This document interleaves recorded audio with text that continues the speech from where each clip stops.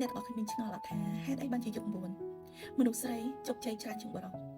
ហេតុអីបានជាមនុស្សស្រីជោគជ័យចាប់ពីអាយុខ្ទង់30ជាងឡើងប៉ុន្តែក្មេងចាប់ពី17 18រហូតដល់20ជាងហេតុអីបានជាមិនអាចជោគជ័យមិនមែនថាមិនអាចជោគជ័យប៉ុន្តែអត្រាជោគជ័យតិចអញ្ចឹងខ្ញុំសូមបកទៅធ្វើការវិភាគជូនអ្នកទាំងអស់គ្នាការវិភាគទៅលើវ័យសិនចាចំពោះវ័យក្មេងៗចំនួន Gen Z ក៏ដោយចំនួន Gen Alpha ក៏ដោយចាក្នុងវ័យពួកគាត់នឹងពួកគាត់កំពុងតែភ្លក់ជាមួយនឹងល្បែងសង្គមល្បែងបែបណាបងប្អូនទាំងអស់គ្នាបានដឹងហើយអញ្ចឹងបងប្អូនមិនព្រមផ្ដោតលើគោលដៅមិនព្រមប្រើជីវិតឲ្យមានគុណភាពនៅក្នុងអំឡុងពេលនេះទេបងប្អូននឹងបាត់បង់ឱកាសនៅពេលខាងមុខពេលនេះបងប្អូនមានជំរឿនអត់អីទេតែបន្តិចទៀតបងប្អូននឹងដឹងថាគេចាប់ផ្ដើមរត់បន្តឹងទៅលើការទទួលយកបុគ្គលិកឬក៏តាក់ទងធ្វើអាជីវកម្មគឺត្រូវការអ្វីដែលជាគុណភាពពិតប្រាកដត្រូវការអ្វីដែលជាចំណេះដឹងពិតប្រាកដបើបងប្អូននៅតែលំបងប្អូនមិនព្រមស្វែងរកចំណេះដឹងឲ្យច្បាស់លាស់បងប្អូនមិនព្រមបង្កើតចំណេញដែលច្បាស់លាស់នោះបងប្អូននឹងខាតពេលវេលា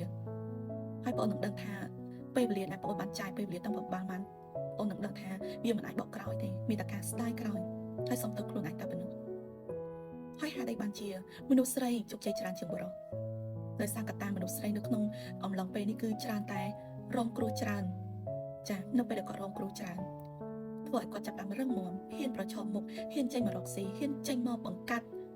អាជីវកម្មទៅតាមក្តីសម័យរបស់ពួកគាត់ត្រង់ចំណុចនេះហើយបានមនុស្សស្រីដែលមានគ្រួសារហើយចាប់ផ្ដើមជោគជ័យច្រើនជាងបងប្អូនចំនួនក្រោយហើយនឹងជោគជ័យច្រើនជាងបុរសចាអញ្ចឹងចំណុចទាំងអស់នេះខ្ញុំគ្រាន់តែធ្វើការវិភាគតែប៉ុណ្ណោះចាហើយសង្ឃឹមថាបងប្អូនទាំងអស់គ្នាដែលបានមើលវីដេអូនេះចាព្យាយាមឡើងបើសិនជាបងមិនព្យាយាមទេចំនួនបងអូនហួសទៅគេលែងខ្វល់ពីចំនួនបងអូនទៀតហើយវាមានចំនួនបន្តដូចជាចំនួនបេតាមកទៀតចាអញ្ចឹងចំនួនបេតានោះជាចំនួនដែលចាប់ផ្ដើមក្រោកឈរឡើងវិញចំនួនដែលចាប់ផ្ដើមបដោតលើតំណែងតំណងជាជាងបច្ចេកវិទ្យាចាអញ្ចឹងចំនួនបងអូនគេចាប់ផ្ដើមលេងអាពើហើយដូច្នេះកុំឲ្យឱកាសនោះហួស